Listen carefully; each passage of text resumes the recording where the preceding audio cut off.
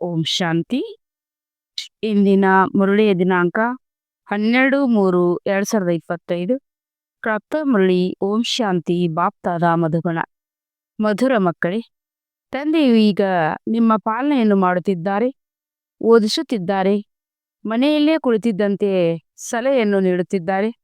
ಅಂದಾಗ ಹೆಜ್ಜೆ ಹೆಜ್ಜೆಯಲ್ಲಿ ಸಲಹೆಯನ್ನು ತೆಗೆದುಕೊಳ್ಳುತ್ತಾ ಇರಿ, ಆಗ ಶ್ರೇಷ್ಠ ಪದವಿ ಸಿಗುತ್ತದೆ. ಪ್ರಶ್ನೆ: ಶಿಕ್ಷೆಯಿಂದ ಬಿಡಿಸಿಕೊಳ್ಳಲು ಯಾವ ಪುರುಷಾರ್ಥವು ಬಹಳ ಸಮಯ ಬೇಕು? ಉತ್ತರ: ನಷ್ಟ ಮೋಹಿಗಳಾಗುವುದು. ಯಾರ ಮೇಲೂ ಸಹ ಮಮತೆ ಇರಬಾರ್ದು. ತನ್ನ ಹೃದಯದೊಂದಿಗೆ ಕೇಳಿಕೊಳ್ಳಬೇಕು, ನನಗೆ ಯಾರ ಮೇಲೂ ಮೋಹ ಹೋಗಿಲ್ಲವೇ? ಯಾವುದೇ ಹಳೆಯ ಸಂಬಂಧವು ಅಂತ್ಯದಲ್ಲಿ ನೆನಪಿಗೆ ಬರಬಾರ್ದು.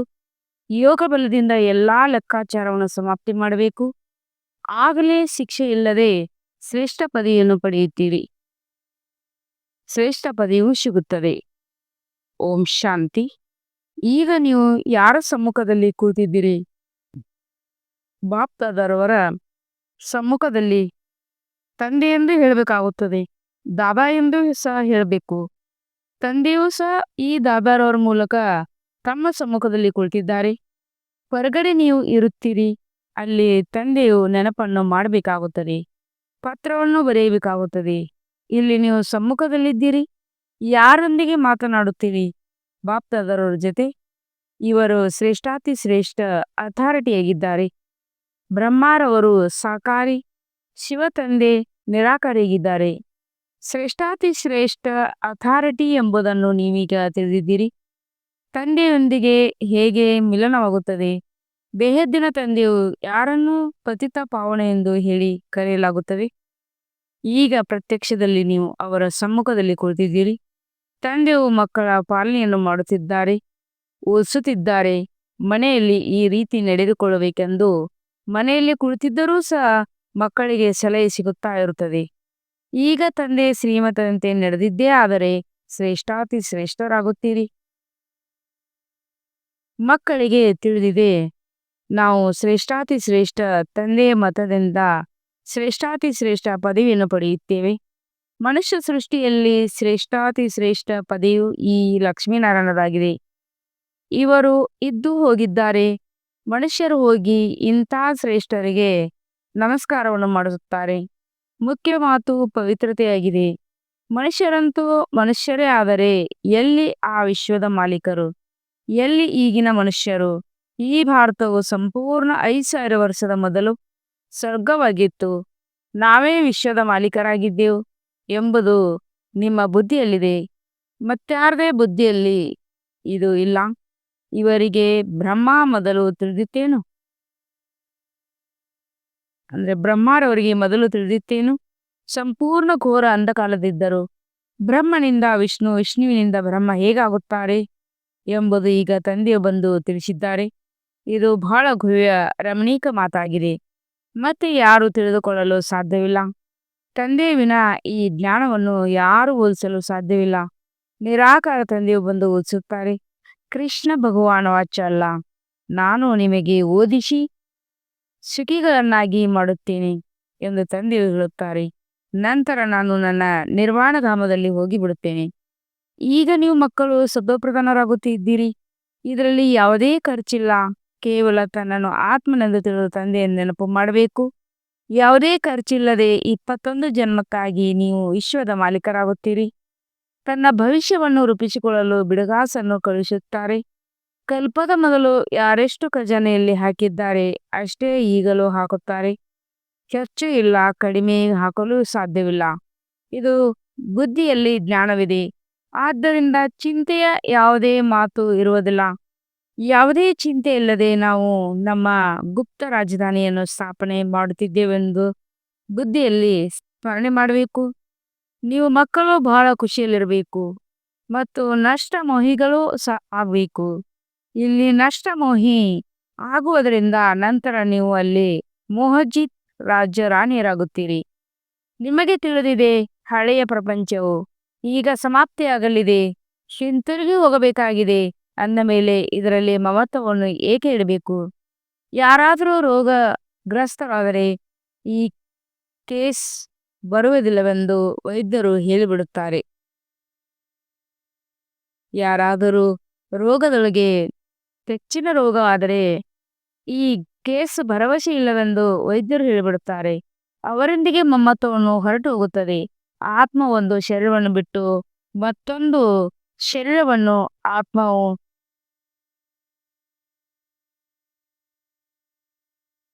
ಮತ್ತೊಂದು ಶರೀರವನ್ನು ತೆಗೆದುಕೊಳ್ಳುತ್ತದೆ ಎಂಬುದು ತಿಳಿದಿದೆ. ಆತ್ಮ ಅಂತೂ ಅವಿನಾಶಿಯಾಗಿದೆ. ಆತ್ಮ ಹೊರಟು ಹೋಯಿತು, ಶರೀರವು ಸಮಾಪ್ತಿಯಾಯಿತು ಮತ್ತು ಅದನ್ನು ನೆನಪು ಮಾಡುವುದರಿಂದ ಏನು ಪ್ರಯೋಜನ?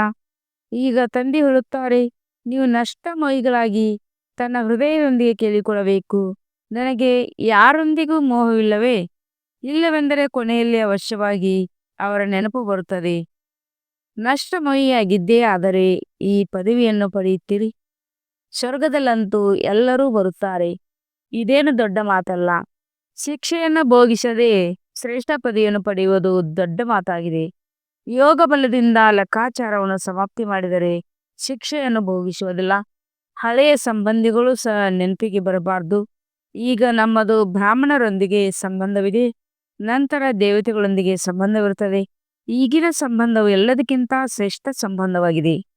ಈಗ ನೀವು ಜ್ಞಾನಸಾಗರ ತಂದೆಗೆ ಮಕ್ಕಳಾಗಿದ್ದೀರಿ. ಎಲ್ಲದರ ಜ್ಞಾನವು ಬುದ್ಧಿಯಲ್ಲಿದೆ. ಈ ಸೃಷ್ಟಿ ಚಕ್ರವು ಹೇಗೆ ಸುತ್ತುತ್ತದೆ ಎಂಬುದು ಮೊದಲು ತಿಳಿದಿತ್ತೇನು? ಈಗ ತಂದೆಯು ತಿಳಿಸಿದ್ದಾರೆ, ತಂದೆಯಿಂದ ಆಸ್ತಿಯು ಸಿಗುತ್ತದೆ ಎಂದು. ಆದ್ದರಿಂದಲೇ ತಂದೆಯ ಜೊತೆ ಪ್ರೀತಿ ಇದೆಯಲ್ಲವಾ? ತಂದೆಯ ಮೂಲಕ ಸ್ವರ್ಗದ ರಾಜ್ಯ ಭಾಗ್ಯವು ಸಿಗುತ್ತದೆ. ಅವರಿಗೆ ಈ ರಥವು ನಿಗದಿಯಾಗಿದೆ. ಭಾರತದಲ್ಲಿಯೇ ಭಗೀರಥನ ಗಾಯನವಿದೆ. ತಂದೆಯು ಭಾರತದಲ್ಲೇ ಬರುತ್ತಾರೆ. ನೀವು ಮಕ್ಕಳ ಬುದ್ಧಿಯಲ್ಲಿ ಈಗ 84 ಜನ್ಮಗಳ ಏನಿಯ ಜ್ಞಾನವಿದೆ. ನೀವು ತಿಳಿದುಕೊಂಡಿದ್ದೀರಿ. ಇದು 84 ಜನ್ಮಗಳ ಚಕ್ರವನ್ನು ನಾವು ಸುತ್ತಲೇಬೇಕಾಗಿದೆ. 84 ಜನ್ಮಗಳ ಚಕ್ರದಿಂದ ಬಿಡುಗಡೆಯಾಗಲು ಸಾಧ್ಯವಿಲ್ಲ. ಏನಿಯನ್ನು ಇಳುವುದರಲ್ಲಿ ಬಹಳ ಸಮಯ ಹಿಡಿಸುತ್ತದೆ ಎಂಬುದನ್ನು ನೀವು ತಿಳಿದುಕೊಂಡಿದ್ದೀರಿ. ಏರುವುದರಲ್ಲಿ ಕೇವಲ ಈ ಅಂತಿಮ ಜನ್ಮವಷ್ಟೇ ಹಿಡಿಸುತ್ತದೆ. ಆದ್ದರಿಂದ ನಿಮ್ಮನ್ನು ತ್ರಿಲೋಕಿನಾಥನೆಂದು ಕರೆಯಲಾಗುತ್ತದೆ. ತ್ರಿಕಾಲದರ್ಶಿಗಳು ಆಗುತ್ತೀರಿ. ನಾವು ತ್ರಿಲೋಕಿನಾಥರು ಆಗುವವರೆಗಿದ್ದೇವೆ ಎಂಬುದು ಮೊದಲು ನಿಮಗೆ ತಿಳಿದಿತ್ತೇನು? ತಂದೆಯು ಈಗ ಸಿಕ್ಕಿದ್ದಾರೆ. ತಂದೆಯು ಈಗ ಸಿಕ್ಕಿದ್ದಾರೆ, ಶಿಕ್ಷಣವನ್ನು ನೀಡುತ್ತಿದ್ದಾರೆ. ಆದ್ದರಿಂದ ನೀವು ತಿಳಿದುಕೊಳ್ಳುತ್ತೀರಿ. ತಂದೆಯ ಬಳಿ ಯಾರೇ ಬರುತ್ತಾರೆಂದರೆ ತಂದೆಯು ಕೇಳುತ್ತಾರೆ, ಮೊದಲು ಈ ಡ್ರೆಸ್ಸಿನಲ್ಲಿ ಇದೇ ಮನೆಯಲ್ಲಿ ಎಂದಾದರೂ ಮಿಲನ ಮಾಡಿದ್ದೀರಾ? ಹೌದು ಬಾಬಾ, ಕಲ್ಪವೂ ಮಿಲನ ಮಾಡುತ್ತಿದ್ದೇವೆ ಎಂದು ಹೇಳುತ್ತೀರಿ. ಇದರಿಂದ ಬ್ರಹ್ಮಕುಮಾರಿಯು ಸರಿಯಾಗಿ ತಿಳಿಸಿಕೊಟ್ಟಿದ್ದಾರೆ ಎಂಬುದು ಅರ್ಥವಾಗುತ್ತದೆ. ನೀವು ಮಕ್ಕಳು ಸ್ವರ್ಗದ ವೃಕ್ಷವನ್ನು ಎದುರಿನಲ್ಲಿ ನೋಡುತ್ತಿದ್ದೀರಿ. ಸಮೀಪವಿದೆಯಲ್ಲವೇ? ಮನುಷ್ಯರು ತಂದೆಗೆ ನಾಮರೂಪದಿಂದ ಭಿನ್ನ ಎಂದು ಹೇಳುತ್ತಾರೆ. ಮತ್ತೆ ಮಕ್ಕಳು ಎಲ್ಲಿಂದ ಬರುತ್ತಾರೆ? ಅವರೂ ಸಹ ನಾಮರೂಪದಿಂದ ಭಿನ್ನವಾಗಿರಬೇಕು. ಏನೆಲ್ಲ ಅಕ್ಷರವನ್ನು ಕೇಳುತ್ತಾರೆಯೋ ಇದು ಸಂಪೂರ್ಣ ತಪ್ಪಾಗಿದೆ. ಯಾರು ಕಲ್ಪದ ಮೊದಲು ತಿಳಿದಿದ್ದರೋ ಅವರ ಬುದ್ಧಿಯಲ್ಲಿ ಕುಳಿತುಕೊಳ್ಳುತ್ತದೆ. ಪ್ರದರ್ಶನಿಯಲ್ಲಿ ನೋಡಿ ಹೇಗೆ ಬರುತ್ತಾರೆ. ಕೆಲವರು ಕೇಳಿಕೆಯ ಮಾತಿನ ಮೇಲೆ ಇದೆಲ್ಲವೂ ಕಲ್ಪನೆಯಾಗಿದೆ ಎಂದು ಹೇಳುತ್ತಾರೆ, ಬರೆಯುತ್ತಾರೆ. ಅಂದಾಗ ಅವರೆಲ್ಲರೂ ನಮ್ಮ ಕುಲದವರೆಂದು ತಿಳಿದುಕೊಳ್ಳಲಾಗುತ್ತದೆ. ಅನೇಕ ಪ್ರಕಾರದ ಮನುಷ್ಯರಿದ್ದಾರೆ. ನಿಮ್ಮ ಬುದ್ಧಿಯಲ್ಲಿ ಇಡೀ ವೃಕ್ಷದ ಡ್ರಾಮಾ 84ರ ಚಕ್ರವು ಬಂದುಬಿಟ್ಟಿದೆ. ಈಗ ಪುರುಷಾರ್ಥವನ್ನು ಮಾಡಬೇಕು. ಅದು ಸಹ ಡ್ರಾಮಾನುಸಾರವೇ ಆಗುತ್ತದೆ. ಡ್ರಾಮಾದಲ್ಲಿ ನೋಂದಣಿಯಾಗಿದೆ. ಡ್ರಾಮಾದಲ್ಲಿ ಪುರುಷಾರ್ಥ ಮಾಡುವಂತಿದ್ದರೆ ಮಾಡುತ್ತೇನೆ. ಈ ರೀತಿ ಹೇಳುವುದು ಸಹ ತಪ್ಪಾಗಿದೆ. ಡ್ರಾಮಾವನ್ನು ಪೂರ್ಣವಾಗಿ ತಿಳಿದುಕೊಂಡಿಲ್ಲ ಅವರನ್ನು ನಾಸ್ತಿಕರೆಂದು ಕರೆಯಲಾಗುತ್ತದೆ. ಅವರು ತಂದೆಯೊಂದಿಗೆ ಪ್ರೀತಿ ನೀಡಲು ಸಾಧ್ಯವಿಲ್ಲ. ಡ್ರಾಮಾದ ರಹಸ್ಯವನ್ನು ಉಲ್ಟಾ ತಿಳಿದುಕೊಳ್ಳುವುದರಿಂದ ಬಿದ್ದು ಹೋಗುತ್ತಾರೆ. ಆಗ ಇವರ ಅದೃಷ್ಟದಲ್ಲಿ ಇಲ್ಲವೆಂದರೆ ತಿಳಿದುಕೊಳ್ಳಲಾಗುತ್ತದೆ. ಅನೇಕ ಪ್ರಕಾರದ ವಿಘ್ನಗಳು ಬರುತ್ತದೆ. ಅದರ ಚಿಂತೆಯನ್ನು ಮಾಡಬಾರದು.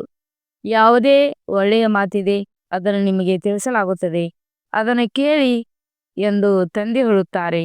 ತಂದೆಯನ್ನು ನೆನಪು ಮಾಡುವುದರಿಂದ ಬಹಳ ಖುಷಿ ಇರುತ್ತದೆ. ಈಗ 84 ಜನ್ಮಗಳ ಚಕ್ರವು ಸಮಾಪ್ತಿಯಾಗಲಿದೆ. ಮನೆಗೆ ಹೋಗಬೇಕಾಗಿದೆ ಎಂಬುದು ಬುದ್ಧಿಯಲ್ಲಿದೆ. ಈ ರೀತಿಯಾಗಿ ತಮ್ಮೊಂದಿಗೆ ತಾವು ಮಾತನಾಡಿಕೊಳ್ಳಬೇಕು. ನೀವು ಪತಿತರು ಹೋಗಲು ಸಾಧ್ಯವಿಲ್ಲ. ಮೊದಲು ಅವಶ್ಯವಾಗಿ ಪ್ರಿಯತಮ ಬೇಕು. ನಂತರ ದಿಬ್ಬನ ಭೋಲಾನಾಥನ ಮೆರವಣಿಗೆ ಗಾಯನ ಮಾಡಲಾಗುತ್ತಿದೆ. ಎಲ್ಲರೂ ನಂಬರ್ ಒನ್ ನಂಬರ್ ವಾರ್ ಆಗಿ ಹೋಗಲೇಬೇಕು. ಇಷ್ಟೊಂದು ಆತ್ಮಗಳ ಗುಂಪು ಹೇಗೆ ನಂಬರ್ ವಾರ್ ಆಗಿ ಹೋಗುತ್ತಾರೆ? ಮನುಷ್ಯರು ಪೃಥ್ವಿಯ ಮೇಲೆ ಎಷ್ಟೊಂದು ಜಾಗವನ್ನು ತೆಗೆದುಕೊಳ್ಳುತ್ತಾರೆ. ಎಷ್ಟೊಂದು ಪೀಠೋಪಕರಣ ಮುಂತಾದವು ಬೇಕಾಗುತ್ತದೆ. ಆತ್ಮವಾದರೂ ಬಿಂದು ಆಗಿದೆ. ಆತ್ಮನಿಗೆ ಏನ್ ಬೇಕು ಏನ್ ಬೇಡ. ಆತ್ಮವು ಎಷ್ಟೊಂದು ಚಿಕ್ಕ ಜಾಗವನ್ನು ತೆಗೆದುಕೊಳ್ಳುತ್ತದೆ. ಈ ಸಾಕಾರಿ ವೃಕ್ಷ ಮತ್ತು ನಿರಾಕಾರಿ ವೃಕ್ಷದಲ್ಲಿ ಎಷ್ಟೊಂದು ವ್ಯತ್ಯಾಸವಿದೆ. ಅದು ಬಿಂದುವಿನ ವೃಕ್ಷವಾಗಿದೆ. ಎಲ್ಲಾ ಮಾತನ್ನು ತಂದೆಯ ಬುದ್ಧಿಯಲ್ಲಿ ಕೂಡಿಸುತ್ತಾರೆ. ನಿಮ್ಮ ವಿನ ಈ ಎಲ್ಲಾ ಮಾತನ್ನು ಪ್ರಪಂಚದವರು ಯಾರೂ ಕೇಳಲು ಸಾಧ್ಯವಿಲ್ಲ. ತಂದೆಯು ಸಹ ತನ್ನ ಮನೆ ಮತ್ತು ರಾಜಧಾನಿಯ ನೆನಪನ್ನು ತರಿಸುತ್ತಾರೆ. ನೀವು ಮಕ್ಕಳು ರಚಯಿತನನ್ನು ತಿಳಿದುಕೊಳ್ಳುವುದರಿಂದ ಸೃಷ್ಟಿಯ ಆದಿ ಮಧ್ಯ ಅಂತ್ಯವನ್ನು ತಿಳಿದುಕೊಂಡಿದ್ದೀರಿ. ನೀವು ತ್ರಿಕಾಲದರ್ಶಿ ಆಸ್ತಿಕರಾಗಿದ್ದೀರಿ. ಪ್ರಪಂಚದಲ್ಲಿ ಯಾರೂ ಆಸ್ತಿಕರಿಲ್ಲ. ಅದು ಹದ್ದಿನ ವಿದ್ಯೆಯಾಗಿದೆ. ಇದು ಭೇದ್ದಿನ ವಿದ್ಯೆಯಾಗಿದೆ. ಅಲ್ಲಿ ಅನೇಕ ಶಿಕ್ಷಕರು ಓದಿಸುತ್ತಾರೆ. ಇಲ್ಲಂತೂ ಒಬ್ಬರೇ ಶಿಕ್ಷಕ ಓದಿಸುವವರಾಗಿದ್ದಾರೆ. ಇದು ಅದ್ಭುತವಾಗಿದೆ. ಅವರು ತಂದೆಯೂ ಆಗಿದ್ದಾರೆ, ಶಿಕ್ಷಕನೂ ಆಗಿದ್ದಾರೆ, ಸದ್ಗುರು ಸಹ ಆಗಿದ್ದಾರೆ. ಈ ಶಿಕ್ಷಕರು ಇಡೀ ವಿಶ್ವದವರಾಗಿದ್ದಾರೆ. ಆದರೆ ಎಲ್ಲವೂ ಓದುವುದಿಲ್ಲ. ತಂದೆಯನ್ನು ಎಲ್ಲರೂ ತಿಳಿದುಕೊಂಡಿದ್ದೇ, ಆದರೆ ಅನೇಕರು ತಂದೆಯನ್ನು ನೋಡಲು ಓಡಿ ಬರಬೇಕು. ಗ್ರೇಟ್ ಗ್ರೇಟ್ ಗ್ರ್ಯಾಂಡ್ ಫಾದರ್ ಅಡಮ್ನಲ್ಲಿ ತಂದೆಯು ಬಂದಿದ್ದಾರೆ ಅಂದಾಗ ಒಮ್ಮೆಲೆ ಓಡಿ ಬರಬೇಕು. ಯುದ್ಧ ಪ್ರಾರಂಭವಾದಾಗ ತಂದೆಯು ಪ್ರತ್ಯಕ್ಷವಾಗುತ್ತದೆ. ನಂತರ ಯಾರೂ ಸಹ ಬರಲು ಸಾಧ್ಯವಿಲ್ಲ. ಈಗ ಅನೇಕ ಧರ್ಮಗಳ ವಿನಾಶವೂ ಸಹ ಆಗಲಿದೆ. ಮೊಟ್ಟ ಮೊದಲು ಒಂದೇ ಭಾರತವಿತ್ತು. ಬೇರೆ ಯಾವುದೇ ಖಂಡವಿರಲಿಲ್ಲ. ಈಗ ನೀವು ಮಕ್ಕಳ ಬುದ್ಧಿಯಲ್ಲಿ ಭಕ್ತಿ ಮಾರ್ಗದ ಮಾತು ಸಹ ಇದೆ. ಬುದ್ಧಿಯಿಂದ ಮರೆತು ಹೋಗುತ್ತಿದ್ದೇನೆ, ಆದರೆ ನೆನಪಾಗುತ್ತದೆ. ಇದು ಜ್ಞಾನವಾಗಿದೆ. ಭಕ್ತಿಯ ಪಾತ್ರವು ಪೂರ್ಣವಾಯಿತು. ಈಗ ನಾವು ಹಿಂತಿರುಗಿ ಹೋಗಬೇಕಾಗಿದೆ. ಈ ಪ್ರಪಂಚದಲ್ಲಿರಬಾರದು. ಮನೆಗೆ ಹೋಗಲು ಖುಷಿ ಇರಬೇಕಲ್ಲವೇ? ನಿಮ್ಮದು ಈ ವಾನಪ್ರಸ್ಥ ಸ್ಥಿತಿಯಾಗಿದೆ ಎಂಬುದನ್ನು ಮಕ್ಕಳಿಗೆ ತಿಳಿಸಲಾಗಿದೆ. ನೀವು ಎರಡೂ ಪೈಸೆಯನ್ನು ಈ ರಾಜಧಾನಿಯನ್ನು ಸ್ಥಾಪನೆ ಮಾಡುವುದರಲ್ಲಿ ತೊಡಗಿಸುತ್ತೀರಿ. ಅದು ಸಹ ಕಲ್ಪದ ಹಿಂದಿನಂತೆ ಯಾರು ಪಡೆಯುತ್ತಾರೋ ಅವರು ಪಡೆಯುತ್ತೀರಿ. ನೀವು ಸಹ ಕಲ್ಪದ ಮೊದಲಿನವರಾಗಿದ್ದೀರಿ. ತಂದೆಯು ತಾವು ಸಹ ಕಲ್ಪದ ಮೊದಲಿನವರಾಗಿದ್ದೀರಿ ಎಂದು ಹೇಳುತ್ತೀರಿ. ನಾವೇ ಕಲ್ಪವು ತಂದೆಯಿಂದ ಓದುತ್ತಿದ್ದೇವೆ. ಶ್ರೀಮತದಂತೆ ನಡೆದು ಶ್ರೇಷ್ಠರಾಗಬೇಕು. ಈ ಮಾತು ಮತ್ಯಾರದೇ ಬುದ್ಧಿಯಲ್ಲಿರುವುದಿಲ್ಲ. ಈಗ ನಮ್ಮ ರಾಜಧಾನಿಯು ಶ್ರೀಮತದ ಆಧಾರದ ಮೇಲೆ ಸ್ಥಾಪನೆಯಾಗುತ್ತಿದೆ ಎಂದು ಖುಷಿ ಇರಬೇಕು. ತಂದೆಯು ಕೇವಲ ನೀವು ಪವಿತ್ರರಾಗಿ ಎಂದು ಹೇಳುತ್ತಾರೆ. ನೀವು ಪವಿತ್ರರಾದರೆ ಇಡೀ ಪ್ರಪಂಚವು ಪಾವನರಾಗುತ್ತದೆ. ಎಲ್ಲರೂ ಹಿಂತಿರುಗಿ ಹೋಗಿಬಿಡುತ್ತಾರೆ. ಬಾಕಿ ಅನ್ಯ ಮಾತುಗಳಲ್ಲಿ ನಾವು ಏಕೆ ಚಿಂತೆ ಮಾಡಬೇಕು? ಯಾವ ರೀತಿ ಶಿಕ್ಷೆಯನ್ನು ಭೋಗಿಸುತ್ತೇವೆ? ಹೇಗಾಗುತ್ತದೆ? ಇದರಲ್ಲಿ ನಮ್ಮದೇನು ಹೋಗುತ್ತದೆ? ನಾವು ನಮ್ಮ ಚಿಂತನೆಯನ್ನು ಮಾಡಬೇಕು. ಅನ್ಯ ಧರ್ಮದ ಮಾತಿನಲ್ಲಿ ನಾವೇಕೆ ಹೋಗಬೇಕು? ನಾವು ಆದಿಸನಾತನ ದೇವಿ ದೇವತಾ ಧರ್ಮದ ಆಗಿದ್ದೇವೆ. ವಾಸ್ತವದಲ್ಲಿ ಇದರ ಹೆಸರು ಭಾರತವೆಂದಾಗಿದೆ. ನಂತರ ಹಿಂದೂಸ್ತಾನವೆಂದು ಹೆಸರಿಟ್ಟು ಬಿಟ್ಟಿದ್ದಾರೆ. ಹಿಂದೂ ಎನ್ನುವುದು ಯಾವುದೇ ಧರ್ಮವಲ್ಲ. ನಾವು ದೇವತಾ ಧರ್ಮದವರಾಗಿದ್ದೇವೆ ಎಂದು ಬರೆಯುತ್ತೇವೆ. ಅವರು ಹಿಂದೂಗಳೆಂದು ಬರೆಯುತ್ತಾರೆ. ಏಕೆಂದರೆ ದೇವಿ ದೇವತಾ ಧರ್ಮವು ಯಾವಾಗ ಇತ್ತೆಂಬುದು ಯಾರೂ ಸಹ ತಿಳ್ಕೊಂಡಿಲ್ಲ. ಈಗ ಇಷ್ಟೆಲ್ಲ ಬೀಕೆಗಳಿದ್ದಾರೆ. ಇದು ಕುಟುಂಬವೈತಲ್ಲವೇ? ಮನೆ ಐತಲ್ಲವೇ? ಬ್ರಹ್ಮರವರು ಪ್ರಜಾಪಿತ ಎಲ್ಲರ ಮುತ್ತಜ್ಜನಾಗಿದ್ದಾರೆ. ಮೊಟ್ಟ ಮೊದಲು ನೀವು ಬ್ರಾಹ್ಮಣರಾಗುತ್ತೀರಿ, ನಂತರ ವರ್ಣಮಾಲೆಯಲ್ಲಿ ಬರುತ್ತೀರಿ. ನಿಮ್ಮದು ಈ ಕಾಲೇಜ್ ಅಥವಾ ಯೂನಿವರ್ಸಿಟಿಯೂ ಆಗಿದೆ, ಆಸ್ಪತ್ರೆಯೂ ಆಗಿದೆ. ಜ್ಞಾನಾಂಜನವನ್ನು ಸದ್ಗುರು ಕೊಟ್ಟರು. ಜ್ಞಾನದ ಅಂಧಕಾರ ವಿನಾಶವಾಯಿತು. ಯೋಗ ಬಲದಿಂದ ನೀವು ಸದಾಕಾಲ ಆರೋಗ್ಯವಂತ ಐಶ್ವರ್ಯವಂತರಾಗುತ್ತೀರಿ. ಪ್ರಾಕೃತಿಕ ಚಿಕಿತ್ಸೆಗಳನ್ನು ಮಾಡುತ್ತಾರಲ್ಲವೇ? ಈಗ ನಿಮ್ಮ ಆತ್ಮನ ಚಿಕಿತ್ಸೆಯಾಗುವುದರಿಂದ ನಂತರ ಶರೀರವೂ ಸಹ ಆರೋಗ್ಯವಾಗಿರುತ್ತದೆ. ಇದು ಆಧ್ಯಾತ್ಮಿಕ ಪ್ರಕೃತಿಯ ಚಿಕಿತ್ಸೆಯಾಗಿದೆ. ಆರೋಗ್ಯ, ಐಶ್ವರ್ಯ, ಸಂತೋಷ 21 ಜನ್ಮಗಳವರೆಗೆ ಸಿಗುತ್ತದೆ. ಮೇಲೆ ಆತ್ಮೀಯ ಪ್ರಾಕೃತಿಕ ಚಿಕಿತ್ಸೆ ಎಂದು ಬರೆಯಲಾಗಿದೆ. ಮನುಷ್ಯರು ಪವಿತ್ರನಾಗಿ ಮಾಡುವ ಯುಕ್ತಿಗಳನ್ನು ಬರೆಯುವುದರಲ್ಲಿ ಯಾವುದೇ ಅಭ್ಯಂತರವಿಲ್ಲ. ಆತ್ಮವೇ ಪತಿತವಾಗಿದೆ, ಆದ್ದರಿಂದಲೇ ಕರೆಯುತ್ತೇವೆ. ಪತಿತ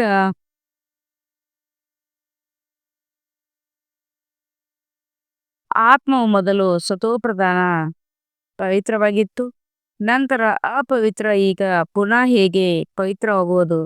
ಭಗವಾನ್ ವಾಚ ಮನ್ಮನಾಭವ, ನನ್ನನ್ನು ನೆನಪು ಮಾಡಿದ್ದೇ ಆದರೆ ನಾನು ಗ್ಯಾರಂಟಿ ಕೊಡುತ್ತೇನೆ, ನೀವು ಪವಿತ್ರ ಆಗಿ ಬಿಡುತ್ತೀರಿ.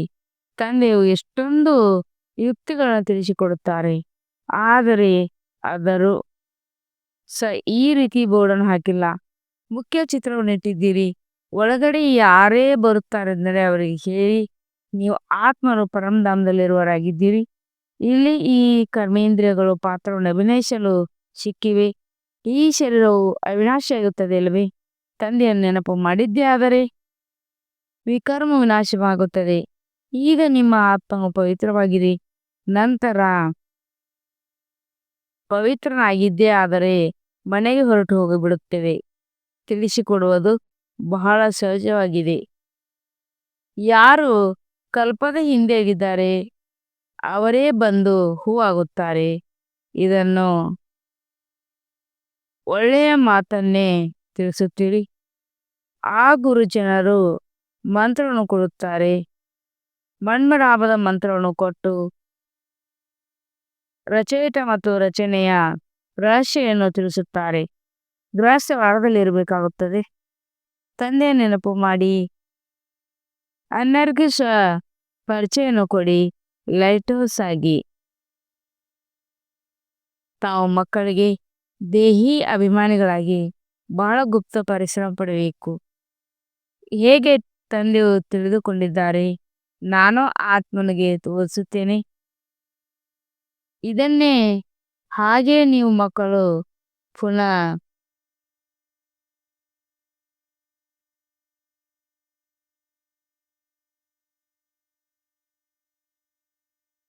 ಆತ್ಮಾನ್ವನೇ ಆಗಿರುವ ಶ್ರಮಪಡಿ. ಬಾಯಿಂದ ಶಿವ ಶಿವ ಎಂದು ಹೇಳಬೇಕಾಗಿಲ್ಲ. ತನ್ನನ್ನು ಆತ್ಮ ಎಂದು ತಿಳಿದು ತಂದೆಯನ್ನು ನೆನಪು ಮಾಡಬೇಕು. ಏಕೆಂದರೆ ಪಾಪದ ಹೊರೆಯು ಬಹಳ ಇದೆ. ನೆನಪಿನಿಂದಲೇ ಪಾವನರಾಗುತ್ತೀರಿ. ಕಲ್ಪದ ಮೊದಲು ಯಾರು ಎಷ್ಟು ಆಸ್ತಿಯನ್ನು ತೆಗೆದುಕೊಂಡಿದ್ದಾರೆಯೋ ಅವರೇ ಮತ್ತೆ ಮತ್ತೆ ತೆಗೆದುಕೊಳ್ಳುತ್ತಾರೆ. ಸ್ವಲ್ಪ ಹೆಚ್ಚು ಕಡಿಮೆ ಮಾಡಲು ಸಾಧ್ಯವಿಲ್ಲ. ದೇಹಿ ಅಭಿಮಾನಿಯಾಗಿ ತಂದೆಯನ್ನು ನೆನಪು ಮಾಡಿದ್ದೇ ಆದರೆ ನಂತರ ಮಾಯೆ ಪೆಟ್ಟು ತಿನ್ನಲು ಸಾಧ್ಯವಿಲ್ಲ ಎಂಬುದು ಮುಖ್ಯ ಮಾತಾಗಿದೆ. ದೇಹಾಭಿಮಾನದಲ್ಲಿ ಬರುವುದರಿಂದ ಒಂದಲ್ಲ ನಂತರ ಒಂದು 100 ಪಟ್ಟು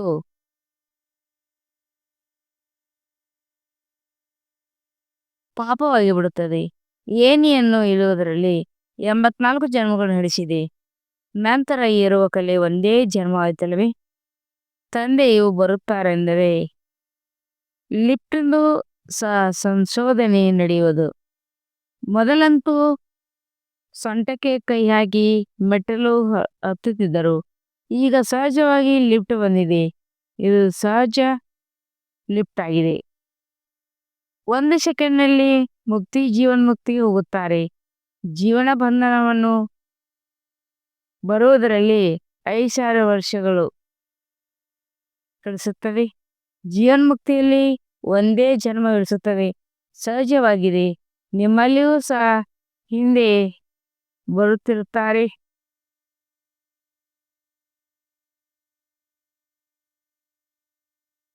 ಅವರು ಸಹ ತಕ್ಷಣ ಮೇಲೆ ಏರಿಬಿಡುತ್ತಾರೆ. ಕಳೆದುಕೊಂಡ ವಸ್ತುವನ್ನು ಮೊದಲು ತಂದೆಯು ಬಂದಿದ್ದಾರೆಂದು ತಿಳಿದು ಬಿಡುತ್ತದೆ.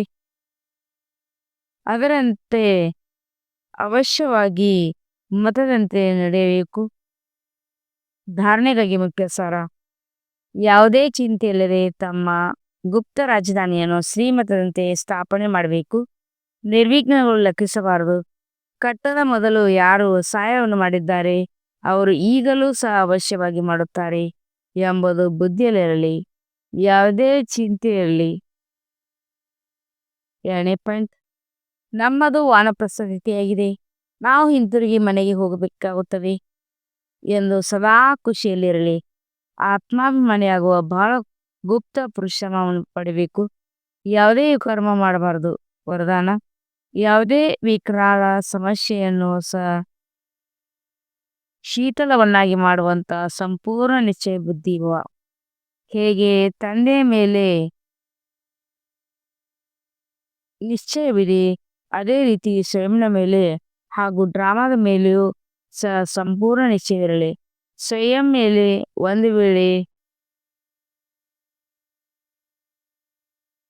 ಉನ್ನತವಾಗಿದ್ದರೆ ಸಂಸ್ಕಾರವಾಗಿ ಬಿಡುತ್ತದೆ.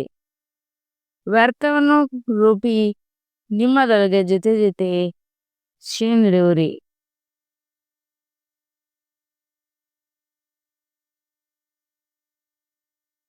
ಹಲ್ಚಲ್ನಲ್ಲಿ ಕಲ್ಯಾಣದ ಅನುಭವವಾಗಲಿ, ವಾತಾವರಣ ಅಲುಗಾಡುವಂತದೇ ಸಮಸ್ಯೆ ವಿಕಾರಗಳ ರೂಪದಲ್ಲಾಗಿರಲಿ, ಆದರೆ ಸದಾ ನಿಶ್ಚಯ ಬುದ್ಧಿ ವಿಜಯವಾಗಿದೆ. ವಿಕಾರಗಳ ಸಮಸ್ಯೆಯೂ ಸಹ ಶಿಥಿಲವಾಗಿ ಬಿಡುತ್ತದೆ.